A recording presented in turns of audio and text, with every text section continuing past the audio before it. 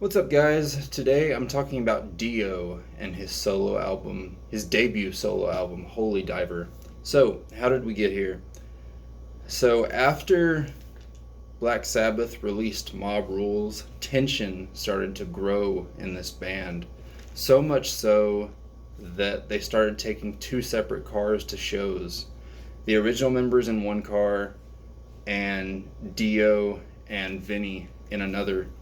And one day when they were driving to a show, Dio said Dio said to Vinny, "Hey, I'm thinking about breaking off, going on my own, going solo. Would you like to join me on drums?" Vinny said, "Yeah, sure."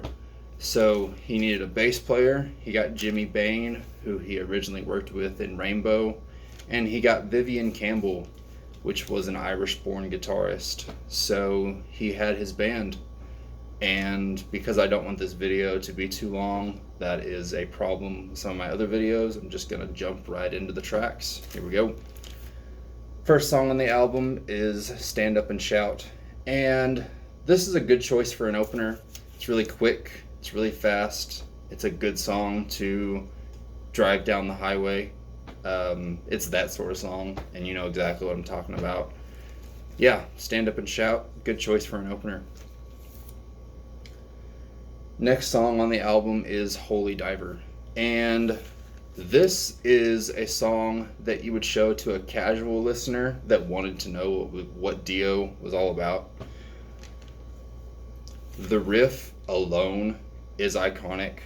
I'm not telling you something you don't already know. I will say that there are 3 really big songs on this album, and I prefer the other 2. I'm just being completely honest with you. Next song on the album is called Gypsy. And these days, this song kind of gets lost in the middle of the pile for me. It's just sort of okay.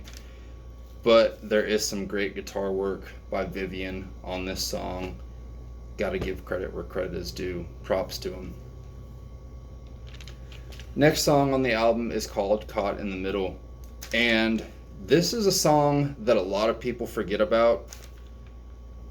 I really enjoy it. I always have. I like the positive vibe that it has throughout the entire song, even though the lyrics are about being stuck, whether emotionally or mentally, however you want to spin it. So if you've forgotten about this song, because this album is just talked about a lot, and there are bound to be songs that you forget about. If you've forgotten about Caught in the Middle, listen to it again, refresh yourself. It's a really good song.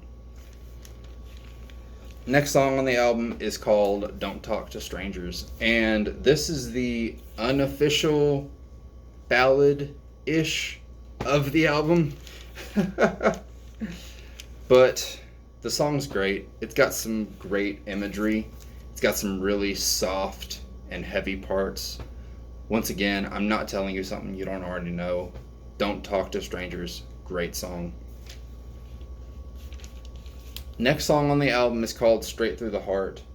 And whereas this isn't like the greatest Dio song ever, it's still a really solid song.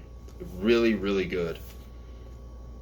It slows down in the middle, adds some complexity, some shades here and there. Good shit. Never Tell a Secret with Your Eyes. Just a really solid song, straight through the heart. Next song on the album is called Invisible. And this song is very similar to Gypsy, at least in my opinion.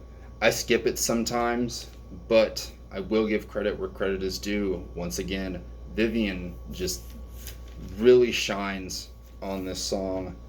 Just some great guitar work. Like I said, gotta give credit where credit is due. Props to him.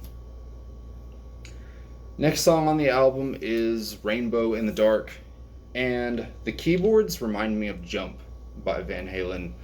I don't know if it's because I was introduced to Van Halen. It's probably because I was introduced to Van Halen before I was introduced to Dio. So the keyboards always remind me of Jump by Van Halen. But Dio just really paints a picture with his words.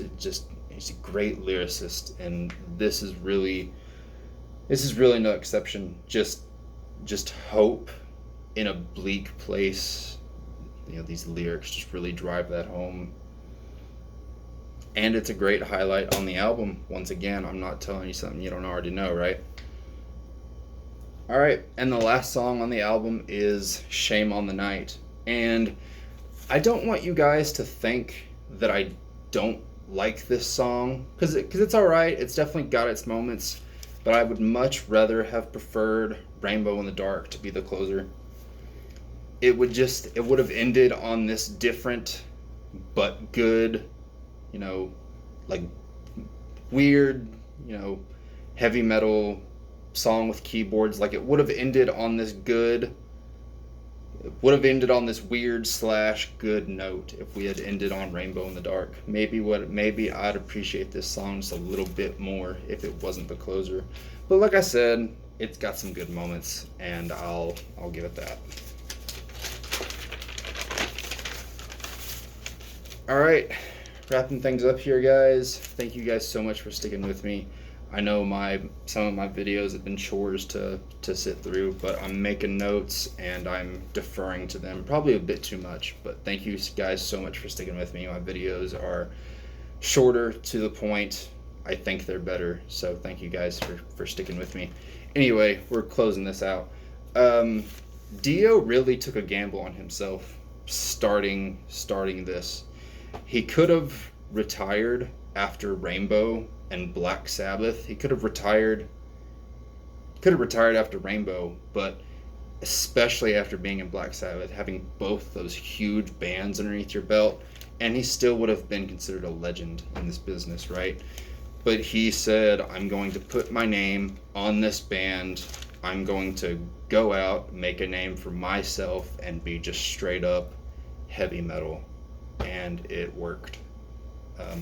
Yeah, the dude bet on himself, and he was right to do so. Thank you guys so much for watching. Don't forget to comment, like, and subscribe. Let's get the conversation going. God bless. Have a good day.